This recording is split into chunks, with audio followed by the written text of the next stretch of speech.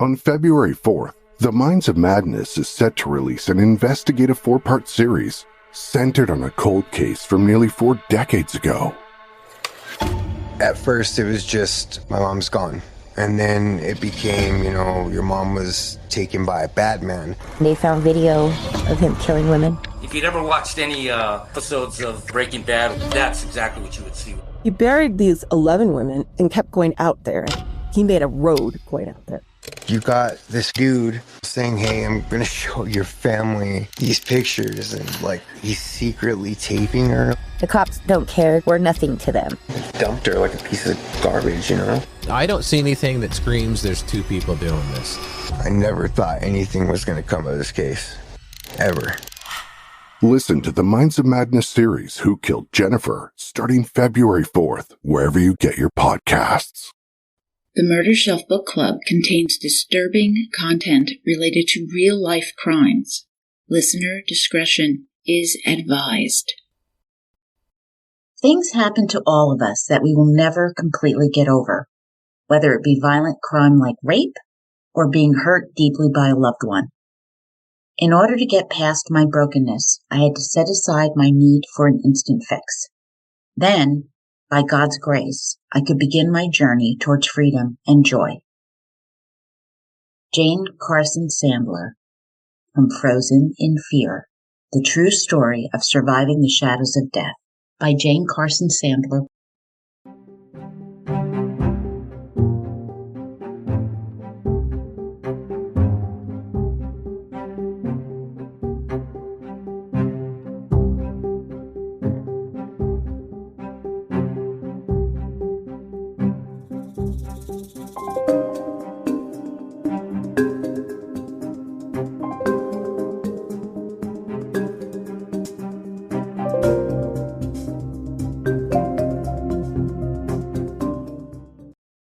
Well, welcome to the Murder Shelf Book Club podcast. I am your host, Jill. This is episode 81, Survivors' Voices, from Frozen in Fear, The True Story of Surviving the Shadows of Death, by Jane Carson Sandler, Part 2. I hope you're bearing up well with all the snow and the cold weather. We are staying bundled up. I've got my fuzzy pants on and my fuzzy shirt and slippers, so hope everything's going well with you. Grab a hot chocolate and cuddle up. And let's get back to our true crime book. Oh, one thing, Murder Bookie patrons, we have a Patreon Zoom tonight. Check your email for your private link. Bring your book or case suggestions. There is so much to talk about in true crime. Rex Heuermann's back in the news last week. He's charged with the 4th murder of Maureen Brainerd Barnes on the Long Island serial killer case. Murdaugh was in court, and that didn't go so well for him. So let's talk true crime on Patreon. Oh, and I have a wonderful announcement. CrimeCon 2024 is in Nashville, May 31st to June 2nd. If you plan to attend and you have not gotten your CrimeCon badge, you can use my code, all lower cases, MurderShelf, and save 10%. I cannot wait to see you again. I'm thinking about doing some kind of meetup or something, so I'll try to arrange it as the schedule comes out and we can see when we'll have free time. You can always find me on Podcast Row. Yes, I'm going to be there again. And I'm always around in the evening grabbing some food and drinks. So I'm so looking forward to CrimeCon in May. And remember the code, MurderShelf. In last episode 80, Survivor Mode, which, you should probably listen to before this one, Jane Carson Sandler told us about the day that forever changed her life when she was raped by the East Area rapist. Jane coped with anxiety, shame, guilt, fear that made her suspicious of every man who crossed her path, wondering, is that him? Is he the one? And she isn't the only victim, as rapes continued happening, terrorizing the Sacramento, California area, as the police and the public worked to catch this guy. We now know that Joseph James D'Angelo is the East Area rapist, and his crime spree was escalating to murder, and he will kill 13 people. Now known as the Golden State Killer, he will spend the rest of his miserable life alone, locked away behind bars. But we didn't know this back in 1976. Not until 2018 when he was finally arrested. In the meantime, though, what happened to Jane? What kind of lives did the other 50-plus victims of the East Area rapists lead between then and now? In the aftermath of the rape, Jane and Bill immediately installed an alarm system in their home, trying to salvage some sense of security, which continued to elude Jane. Quickly, she tried to resume what had been her normal life. Going back to school, 3-year-old son Paul was back to daycare, and Bill to the Air Force. But she was walking on eggshells. High-top black sneakers caused anxiety to well up. Chatting casually with friends, the topic of the rapist inevitably came up, with none suspecting that Jane was one of his victims. She was silent about her rape, like so many women, silenced from shame. Media was now reporting regularly on the crimes committed against these women. Among the early police releases was the notion that the rapist was homosexual. Now this provoked Dr. Elizabeth Harrison, a consultant for the Sacramento Rape Crisis Center, to speak out in a newspaper interview setting the record straight. The goal of this rapist was, quote, to hurt and degrade the females he terrorized. He has a lot of difficulty relating to females and was probably an abused child by his family. There was no factual way to determine if he was homosexual, nor would it matter. He was aggressive and violent, making a point to instill fear, to debase and dominate her, controlling the situation fully. End quote. Occasionally, the police would swing by Jane's home, giving her an update and asking questions. Again, they sought to figure out any connection between the victims. An ongoing investigation, they shared a minimal amount of details with Jane, but hoped to hit the nail on the head. But that did not happen, disappointing so many who wanted this guy caught. As time slowly crept by, Jane began, thankfully, to regain her equilibrium, daily thoughts of ear dwindling, or some sense of normalcy was returning. That was until one afternoon caused the paralyzing terror to skyrocket upward once more. Sunny afternoon in 1977, Bill was away on temporary duty for the Air Force. Alone that weekend, Jane was good and confident that with their additional security measures, she would be fine. With Paul napping, Jane was sunbathing in the backyard in her 2-piece bathing suit, soaking up the vitamin D. On her stomach, luxuriously stretched out, she untied her top so she'd avoid tan lines. Then something hit her back, perhaps a small pebble.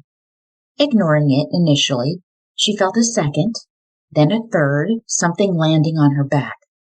Stomach quivering, catching her breath, she knew something out of the ordinary was happening. And her first thought? The rapist was back.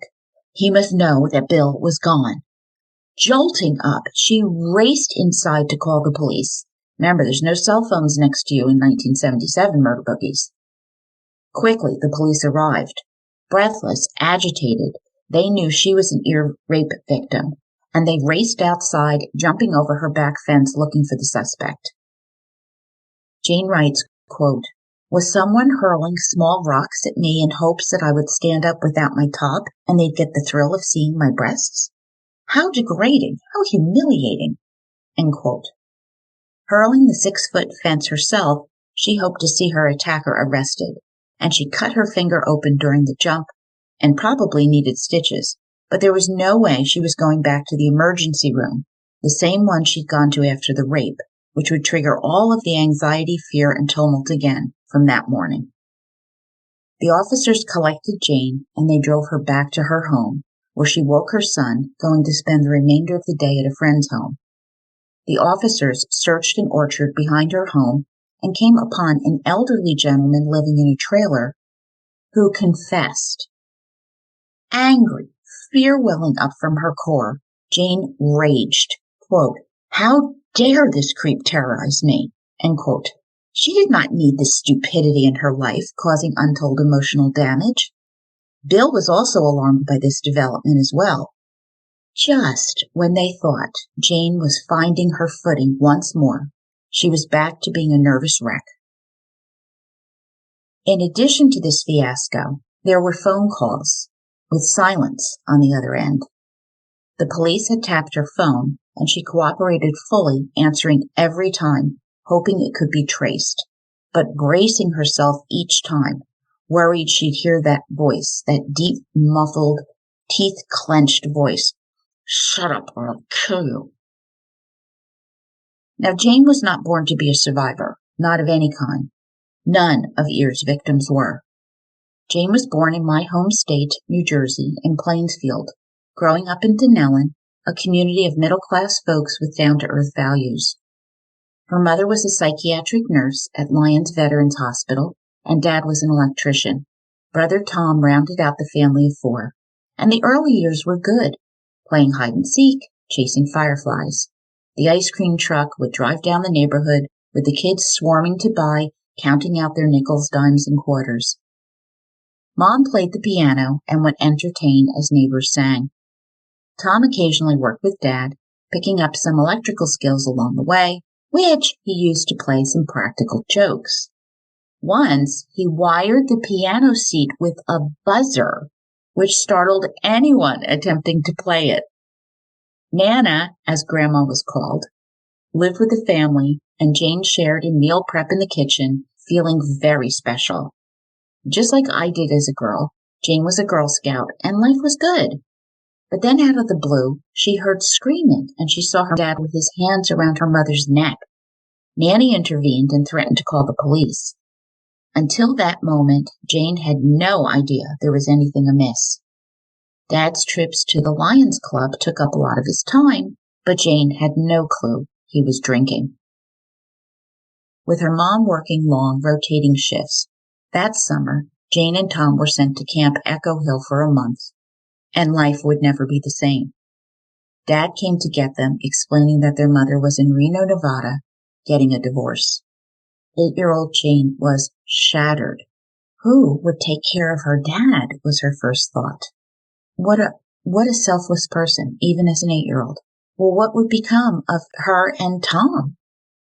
Jane never considered praying during the upheaval that occurred over this next phase of her life. With Tom living with Dad and Jane and Nanny living with Mom, her family was divided. She didn't see her dad often, but when she did, she got her first inklings that he was drinking a lot of beer. Before graduation from high school, he and Tom moved to Phoenix, Arizona. Tom would later join the Air Force, and Jane shares, quote, that Dad married a nutcase he met in a bar. They got divorced, but got remarried, end quote.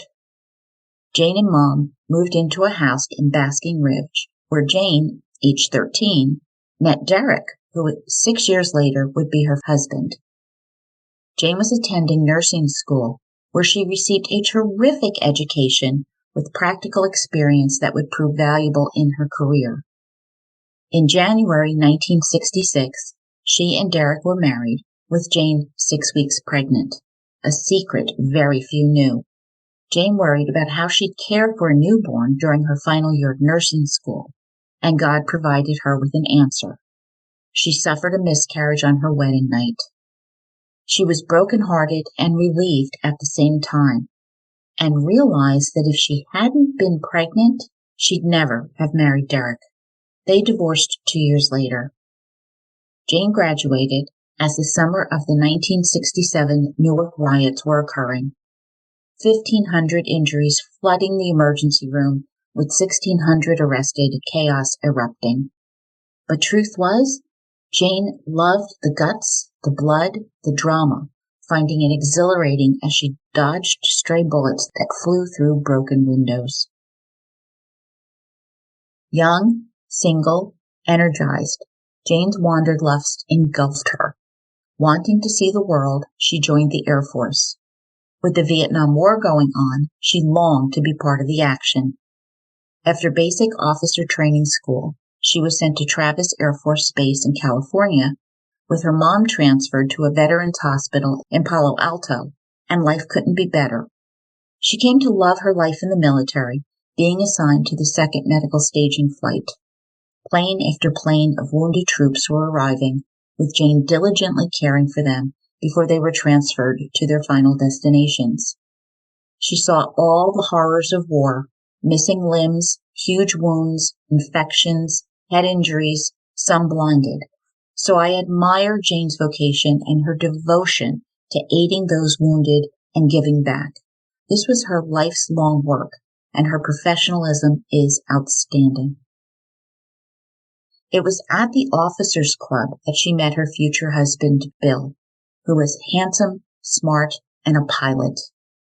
In a beautiful military service, they were married. Orders came separating the couple, as Jane remained at Clark Air Force Base in the Philippines and Bill sent to Thailand. They met a few times in Bangkok, and Jane became pregnant with his son, Paul, who I've mentioned a lot. Being a pregnant woman in the military at that time was not considered a positive, and Jane was forced to leave active duty. She returned home in March 1973 after working to house prisoners of war coming in from Vietnam. Paul was born, and the family eventually settled at McClellan Air Force Base, buying their first home, that ranch in Citrus Heights. Jane was transferred to the Air Force Reserves, resuming her work, this time with the 65th Aeromedical Evacuation Squad. She flew between Clark Air Force Base in the Philippines and Hickam Air Force Base in Hawaii, loving the travel and caring for the wounded. And then October 5th, 1976 happened, changing her life forever. After Joseph D'Angelo was arrested and took his plea deal, locking him away for the remainder of his life, the family of Winnie Schultze spoke. When her son Pete was 11 and his sister 5, Ear broke into their home, tying him up and locking his sister in her room. Pete said, quote, "He performed horrific acts against our mother while she was bound and blindfolded," end quote. Peter Schultze rejects his family's identification as number 37 uncharged offense and his mother as Jane Doe number 22. They are the Schultze family, strong and loving. They survived, quote, "because of her bravery and resolve to do whatever it took to save herself and her family. Winnie Schultze protected her family," end quote. Winnie lived her life fully over the next decades. A college graduate, an elementary school teacher, ski instructor, and a breast cancer and stroke survivor. She was married to Peter's dad for 55 years, raising 2 wonderful children and enjoying 4 amazing grandchildren. It was a life lived well. Survivor Devin Rogers also gave her statement stemming from the rape on April 2nd, 1977, where she was traumatized, terrified that her children would find her dead when they woke up in the morning. That she lived, pulled herself together, fearing being identified as a rape victim. Quote, "Moving forward, I have never thought of myself as a victim, although it's part of my history. Although it took time and work, I did not let his temporary control over me control the outcome of my life. Today, I am blessed with a husband who is my best friend and 4 great children who mostly like me. I feel fortunate that life has been good, except a few bumps along the way.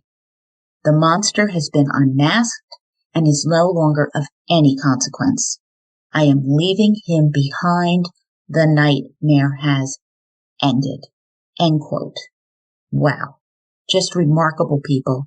I'm just in awe of them, each one. When Jane is described as a survivor, it does not only refer to surviving after the rape. A devout Christian today, she recognizes that God presents challenges and gives miracles, which have enabled her to survive much adversity. At the time Ear struck, Jane was a believer, but not overtly religious. Like many, she'd pray when she needed something. But with hindsight and experience, Jane gained a little wisdom, recognizing that she was fortunate in being victim number 5. Well, that sounds crazy, right? No, not really. Jane was spared from his latter assaults, which were more violent and more vicious as he escalated. she realized that she had a purpose, and more miracles would follow in her life. They are there if one opens their eyes to see them. The next life-threatening event occurred as Jane and a friend of hers went to attend an annual party at the Hilton Hotel in Washington, D.C. The night was cold and stormy, even as they were dressed to the nines in heels. She and a friend walked through the garage lobby, and they noted a man walking around some cars as her gut began to twinge that something was amiss. Yeah, I'm not going to say it. But she had to go meet Bill, who was waiting upstairs at the dinner, and she was distracted. Approaching the elevator, suddenly a masked man with a large knife in his hand ran to confront her, demanding money, and the knife resembled the one Ear had used. But Jane became angry, very angry, not fearful. Quote, "How can this be happening? Is he kidding? Am I really being held up and threatened?" End quote. Disgusted, Jane spat out that she didn't have any money, twisting her diamond ring around to face her palm, adamant that this thief was not going to get anything from her, as her friend trembled in fear, handing him some money. As he leaned in towards Jane, the fear did well up a little, as he hissed, quote, "Do you want me to cut up your face?" End quote. She threw $7 at him, causing him to gesture at her with the knife. And just then, fortunately, a woman entered the lobby and the robber took off. This is Jane adamantly refusing to be a victim again. It just was not happening. Now, this did cause some amount of reflection. All right, Jane realized that the woman who thwarted the robbery by her timely arrival was an angel God had sent to protect them. She also realized she had taken a great risk by not complying, but she was just so angry. God knew she'd been raped, and now he'd allowed another attack? Her assumption had been that since she suffered being raped, she would never have to confront a frightening trauma again. Now, this was wrong. Quote, "I now know throughout our lives that we all have our share of sunrises and sunsets, many hills and valleys, and many ups and downs." End quote. Important to Jane was the lesson learned, that holding on to faith and trusting the Lord, He will never forsake you and protects. Now, right before the family moved south in 2000, Jane began to experience some stomach issues, and given her expertise in the medical field, she feared she might have cancer. Scheduling a colonoscopy at a military base was possible, but it was also months and months down the road. Having none of this, Jane had to fight the bureaucracy and her doctor trying to get this procedure scheduled. Frustrated, she finally burst into tears, insisting that her doctor listen to her. She was a nurse. She knew something was seriously wrong, and he agreed to schedule her quickly. Jane admits to being a drama queen when it suits her, but I'm not sure that taking control of one's medical care is being overly dramatic. But I'm not going to argue the point with Jane, because she would certainly know best. Coming out of the anesthesia, she heard the doctor repeating, "I'm so sorry, I'm so sorry, I'm so sorry," over and over. Oh my goodness, what had they found up there? While clarifying, the doctor sheepishly apologized for not initially believing her. He found a large polyp, so large he couldn't remove it. If it was cancerous or not, he couldn't say. And a week later, Jane was at Walter Reed having abdominal surgery, which removed a large, benign tumor. But then Jane suffered some complications when her intestine became obstructed, going through a sigmoidoscope, IVs, gastrotubes down her throat, with nothing relieving the blockage. Another surgery date was approaching. Jane sat contemplating sunlight streaming in her hospital window on a cold, windy day when her surgeon came in to see her, just coming from his Sunday services. He told her a new possibility had occurred, a rectal tube, which might remedy the situation. Jane asked him to pray with her, and holding hands they did. Being wheeled in for the new procedure, Jane felt a gentle peace flow over her, and this was long before the sedation kicked in. And this time, this new tube did relieve the obstruction, and Jane understood that God's hands were at work in everything. In between illnesses, living in Carmel, California now, Jane and Bill were having marital difficulties. They hoped that moving to a fresh, memory-free place might help put the trauma and anguish behind them. Being a military family, they would move many times, with their son Charles being born overseas and growing up in Heidelberg, Germany. Oh, they loved Heidelberg, a beautiful, romantic city. But all the romance in the world cannot fix a marriage where the spouses cannot communicate well. Jane isn't certain if the rape had anything to do with the deterioration of her marriage to Bill, but when he left the Air Force, Jane remained in Germany, ending their 19-year marriage. Not long after, now living down in Georgia, another medical issue struck Jane. She noticed her stomach increasing in size and brushed it off as weight gain, but things took a turn when she'd cough and leak urine, which can be a part of aging in women, but she decided to seek a medical opinion. Her urologist discovered a large tumor in her abdomen, with a 50% chance of it being malignant. Bracing for an ordeal, Jane attended church services the night before the surgery, with her priest calling her up and laying hands on her stomach and saying a lovely, comforting prayer. That same warm, peaceful feeling carried over from the operating room, where Jane felt God's presence with her.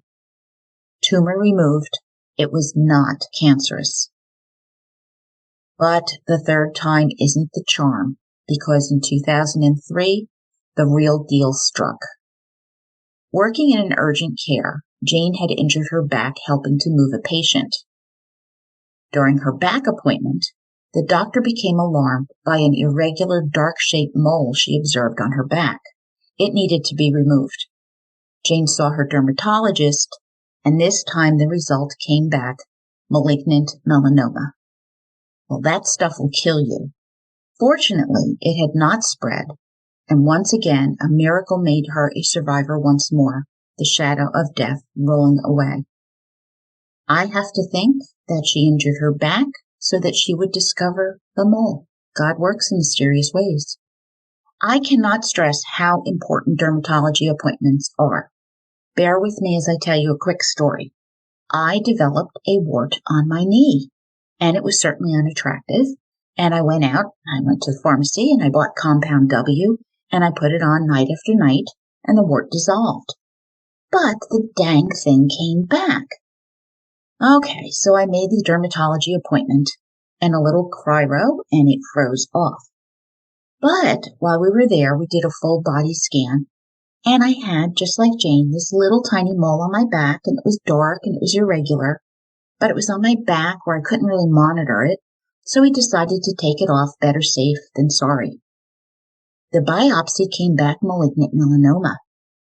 I was shocked senseless. As I said, that stuff will kill you.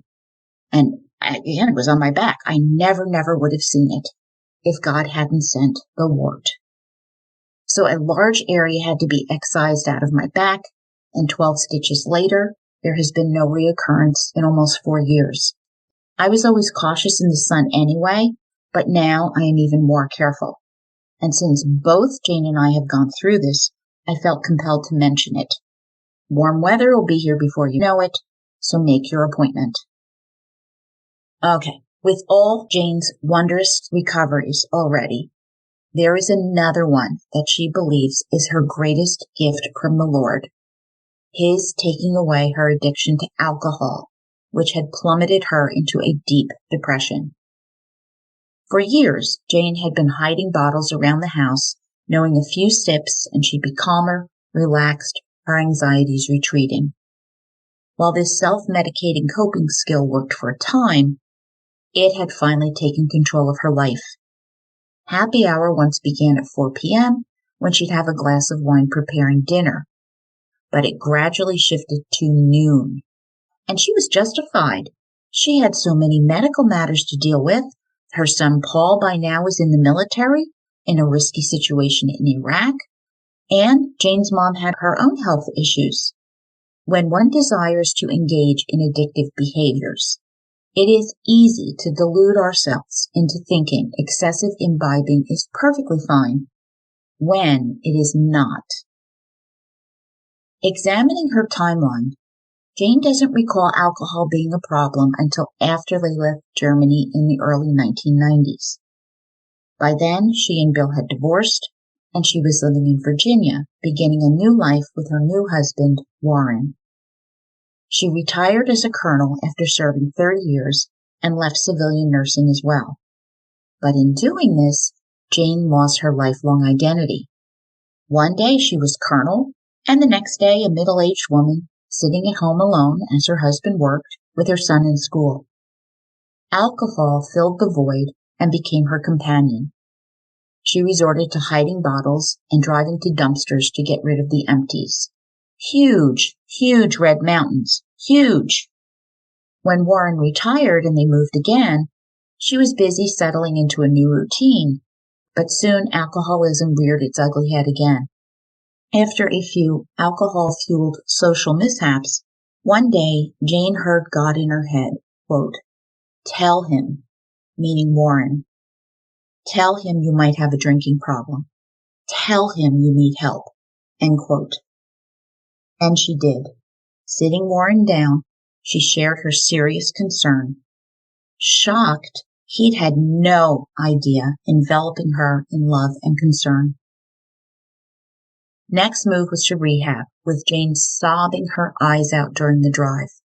While this was initiated by Jane, she saw herself as being terribly depressed, not fully accepting she was an alcoholic.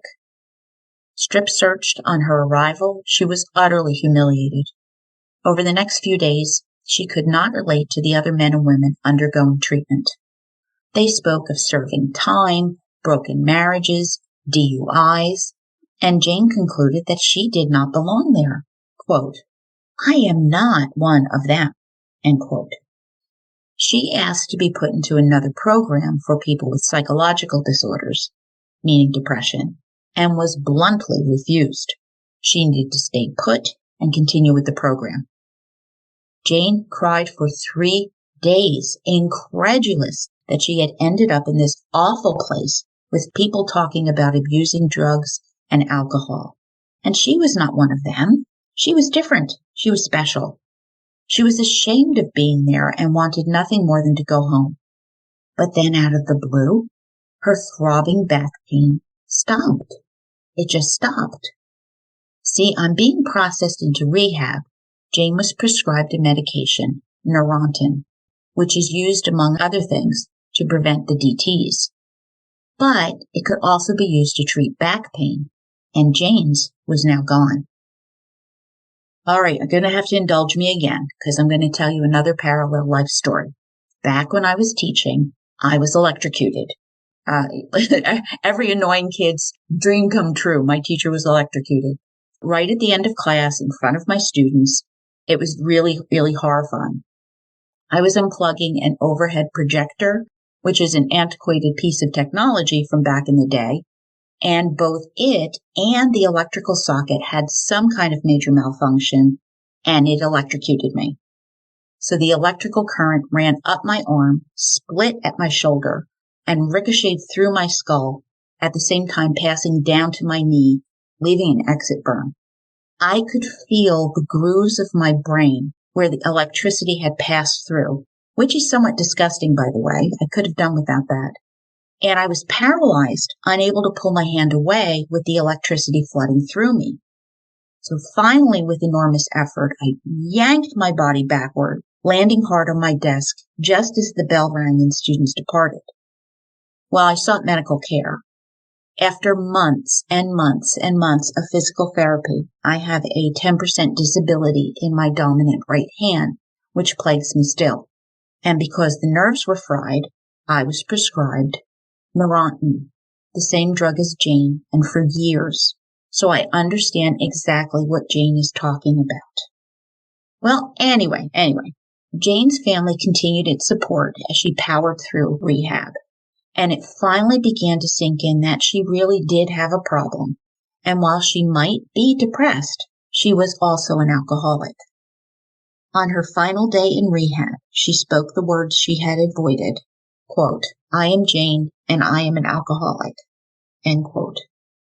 In her exit interview with her family attending, Jane apologized for the anguish she had caused by drinking. She swore she would never drink again, and they were proud of her for admitting her problem and her resolve to move forward. Home just 6 weeks, Jane was back drinking, more than she had prior to rehab. It only took one drink, and she just couldn't stop. So afraid, Jane feared she'd die from this disease, something Jane stresses. It is a disease, but one she could control by choosing to enter remission. Terribly hungover, heartsick, she fell to her knees, praying and praying for God to help her with this. She begged, she cried like she never had before. Please lift this obsession with alcohol. She had never, ever wanted anything so badly, and she thinks that God knew it. Exhausted, she fell into a deep sleep. And on waking, her desire to drink was gone. Yet another miracle God had performed. That night, she and Warren dined with friends, with Jane ordering an iced tea, which hit the spot. And this was July 12th, 2013, and she has never had another drink. That God helped her overcome her alcoholism was a huge turning point in her spiritual life as well.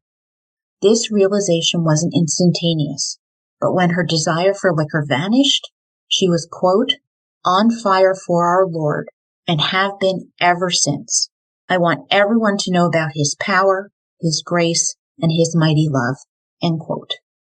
Once again, Jane had survived, banishing another shadow of death. Looking back for a moment, immediately following the rape by the East Area rapist, Jane was depressed, entering a black hole, not unheard of for rape victims. She overate, stopped wearing makeup, isolated herself. She blamed herself, wondering how she had attracted his attention, and where. She recalled that during the rape, he made a comment, something about how she looked good at the military or the officers' club. His tone was demeaning, dripping with sarcasm. He deliberately let her know he had seen her, and she had been oblivious. This deepened her depression. After 3 months of this painful struggle, Jane visited the Rape Crisis Center for the first time, meeting others who suffered rape, sharing their stories, noting commonalities, their fears, responses. It helped immeasurably. The realization was that Jane was not weird, and she was not going crazy. Her going to the Rape Crisis Center in Sacramento changed everything. Jane spoke to other rape survivors and received counseling from the staff. Wanting to do more, Jane interviewed 14 other rape survivors, and she began to write a pamphlet she titled, "A Victim's Perspective on Rape. Take the disrupted threads of your life and find new patterns to weave them." Her intent was that the pamphlet would be handed out in area emergency rooms when a rape victim arrived.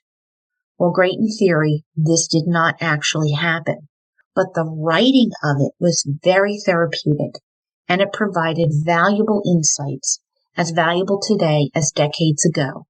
And I'm going to share some of them, paraphrasing. Let go of the rapist.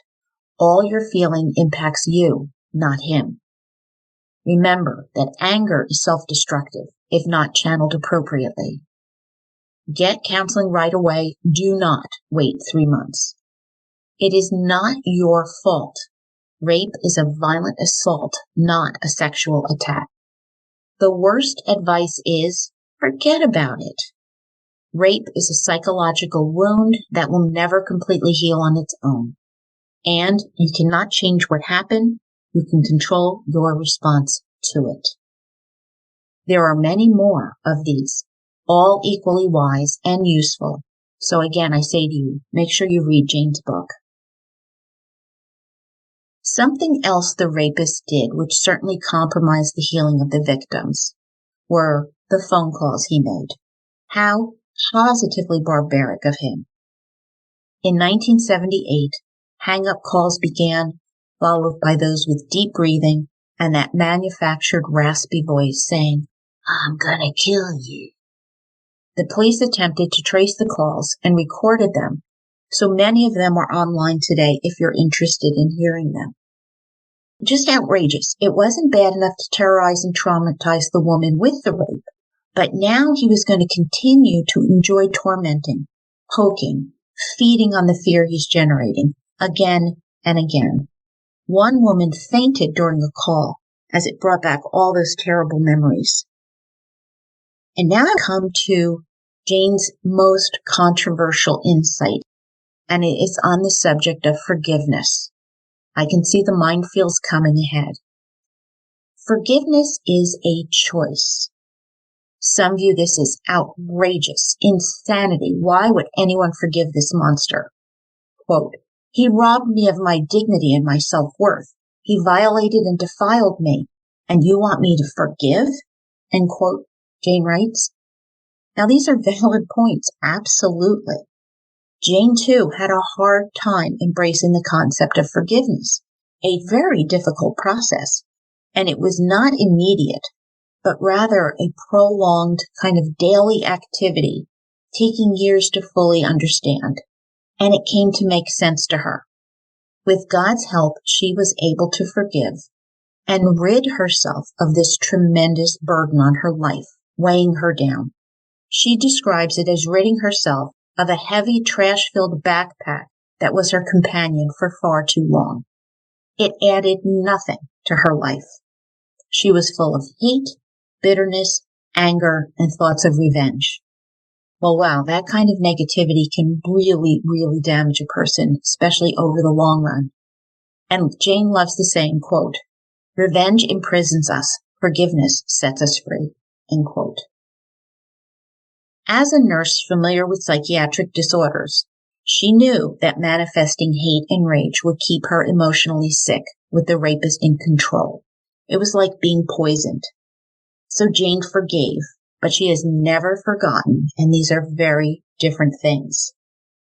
She embraced forgiveness to release her emotional pain and reclaim her life, resentment and regret ebbing away, freeing her from a prison of hate. This is about Jane finding peace and not allowing the damage to control her life. It may not be possible for everybody, but research indicates that forgiving those who have wronged us can lower blood pressure, cholesterol, and our heart rate, all tangible positives. For Jane, in moving past the trauma and helping other survivors, she was helping herself to heal. But healing also leaves scars. And this reminds me of author Lisa Turkist, who wrote, quote, "Scars are beautiful when we see them as glorious reminders that we have courageously survived," end quote. I think that sums up what Jane is expressing, but remember, forgiveness is a choice. Jane identifies as a survivor, not a victim. This led her to, quote, "do something positive with the life he has spared," end quote. She refers to this as turning pain into power. Mind you, she achieved this over many, many years. Recognizing what you need to do is very different from actually knowing how to achieve it. Jane embarked on educating herself about rape, spoke to other survivors, which generated that pamphlet, which I mentioned. She was able to attend a therapy session with a psychiatrist at the California Medical Facility in Vacaville to visit rapists in prison and learn more about why men rape.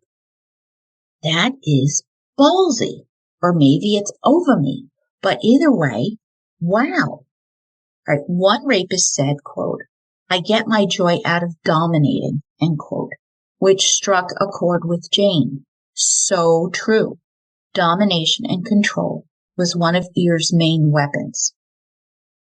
She continued to meet with the detectives working on her case, getting to know them better, and she recognized that they were not the ogres she had previously perceived, but caring with a positive attitude. Now, she was able to be receptive and not condemning all men as she first had after her assault. Detectives began calling Jane when other rapes occurred, and with their consent, Jane listened with an understanding ear and talked with them, their common experiences forming a bond. She reassured them that they were not insane, that their feelings were completely normal for a woman who had been raped.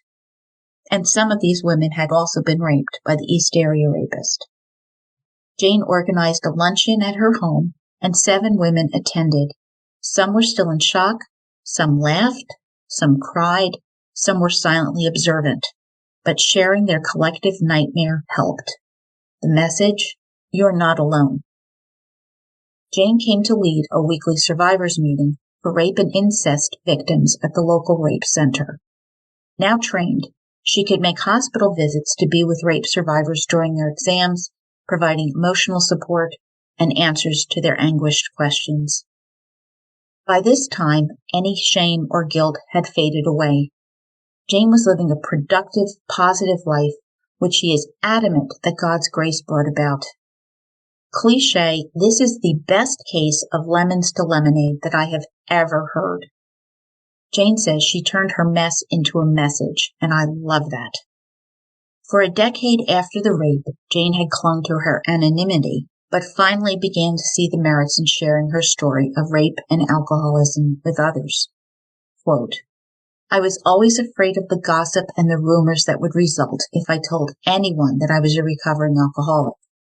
Through prayer and listening to God's word, I was assured that although arrows may come my way, He will always be with me. After telling my story to a crowd of 52 people, I received a standing ovation. Others were empowered that weekend to also share their secrets and seek help. End quote. Jane wraps up her book referring to a television interview with author M. William Phelps, the serial killer expert and host of the ID series Dark Minds. And of course, I've used his book, She Survived Jane, co-authored with Jane, as a resource in this series. At the time the television interview aired, Ear was still out there, but Jane was resolved to show her face on TV and not allow him any control over her. Bravo, Jane. Now, Jane's struggle to regain control took years, and she did suffer from PTSD, post-traumatic stress disorder, triggered under certain circumstances where memories of the rape emerged. She avoided skiing and scary TV shows, fearing on seeing a ski mask. A man wearing black high-top sneakers triggered suspicion. She recognized that she will never completely get over it, and those scars remain.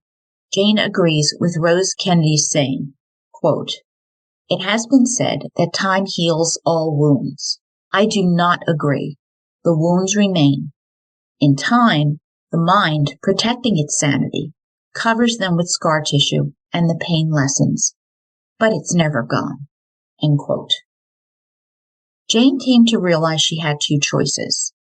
Hide under her bed with her shame and fear and guilt, or she could fight back and retake her life. There were plenty of days when she wanted to lock the world away and have a pity party, but this is one brave, independent woman who would not give in to defeat. She writes, quote, Over the past 38 years, I have gone through some hard times, but through the magnitude and depth of God's love, I have managed to live a happy and successful life. End quote. Writing in 2012, Jane was married to Warren and celebrating 20 years together. With both having military backgrounds, they enjoyed traveling as well as their church activities. Warren joined Jane on a mission to the Dominican Republic, providing medications for children with health issues, and she continues to give back to her community. Her sons Paul and Charles have grown up to be wonderful, decent men, both serving in the military. Paul recently retired as a full colonel, enjoying his children who are doing well and thriving. Jane did lose her mom in 2008, her chief cheerleader and supporter. And she wraps up the book with, quote, I am at peace, happy, joyous, and free. I give thanks to God for the kaleidoscope of experiences, both good and bad, that have shaped my life.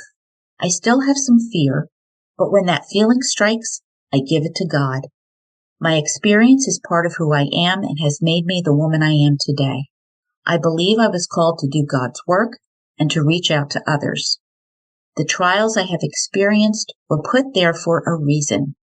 They helped to clarify the mission God had planned for me. End quote. I truly believe that that is a beautiful lesson for us all.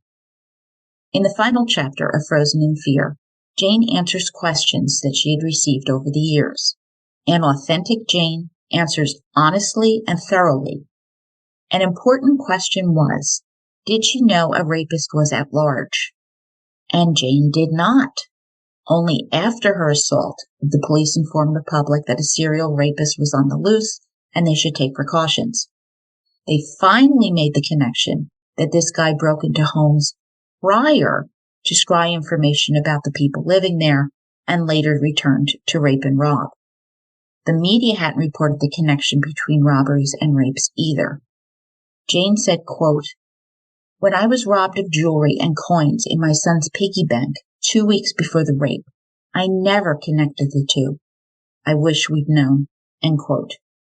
He had stolen inexpensive rings that Jane had purchased in Bangkok, Thailand, stealing her valued mementos. Why had Jane waited 38 years to write her story? Well, who would want to revisit the worst day of anyone's life? Jane would pray every night before going to bed, Dear Lord, please do not let me dream of the rape tonight. And fortunately, she had no nightmares. But she did wonder, if I start to write a book, will I have to relive the trauma, the fear? Will it take a terrible toll on her? After reading A Purpose-Driven Life by Rick Warren, the motivation came to her.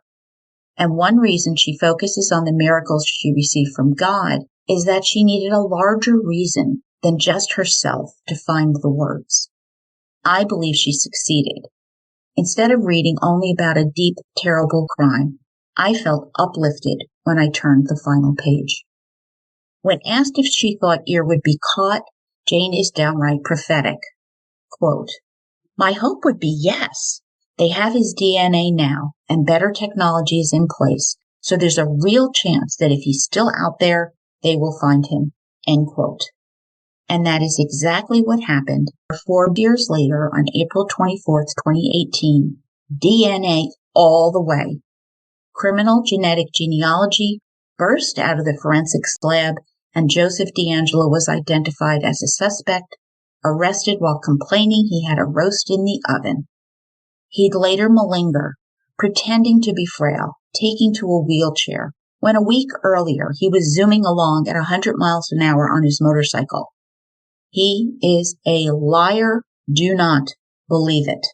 By the way, retired investigator Paul Holes shared the motorcycle story. And here is my pitch for uploading your raw DNA to GEDmatch or Family Tree so law enforcement can use it to get these terrible criminals off our streets. Please, please opt in. Every day we hear about decades on decades old cases being solved. Just last month, a break in the Colonial Parkway murders. The killer of David Roebling and Robin Edwards was identified as Alan Wade Wilmer Sr. And another murder that wasn't tied to him or Colonial Parkway at all, the murder of Teresa Lynn Howell in July 1989, was also connected. So that's 3 murders solved. So let's try to do what we can in 2024. This is a big way to help murder bookies. I am pausing our story here, episode 81, Survivor Voices, and I'll be back in 2 weeks with the conclusion of Frozen in Fear, the true story of surviving the shadows of death, episode 82, Sister Survivors, where more voices of survivors and their families will be heard, resonating outward, and I hope to help and continue to support people who have survived sexual assault. If you care to make a donation to Hope Haven of Low County, Child Advocacy and Rape Center in Beaufort, South Carolina, There's a link on my blog. And my next book, here comes the announcement, is Murder on Elm Street by Jeremy L. Luberts, a retired detective on this controversial case. Buckle up for this one, murder bookies. When two teenage cousins break into a residence on Elm Street in Little Falls, Minnesota, a true-life horror story unfolds.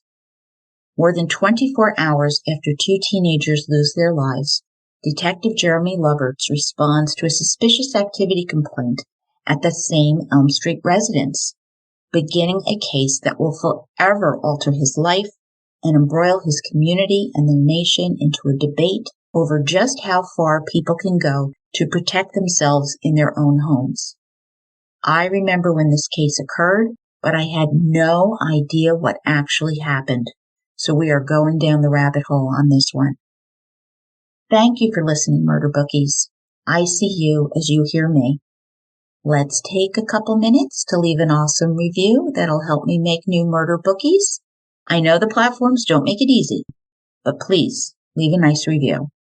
Share your thoughts with me at jill@murdershelfbookclub.com or on Twitter X or on Facebook, Instagram, or you can join Patreon for $4 a month. Valentine's Day is 2 weeks away. Check out my Spreadshop merch. There are adorable teddy bears and kitties and t-shirts and so much more. Thrill your favorite murder bookie with a thoughtful gift. Links are on my blog at www.murdershelfbookclub.com with all of my sources, photographs, show notes, our snack recipe, and our wine pairing too. Always trust your gut, murder bookies.